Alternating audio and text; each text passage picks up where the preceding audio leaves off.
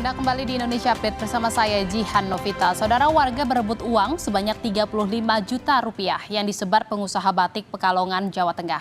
3 anak pingsan dan tembok kantor kelurahan ambruk dalam tradisi tasyakuran kelahiran anak. Akibatnya sejumlah warga terluka.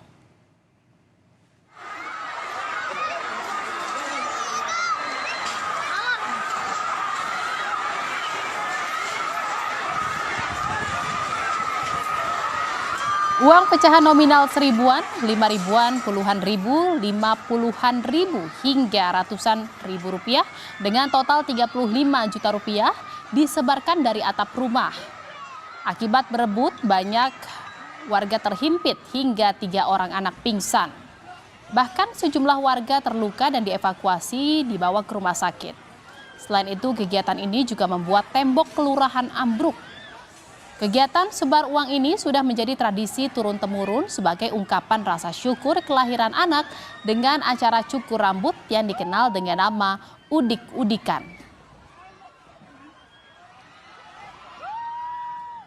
35 juta.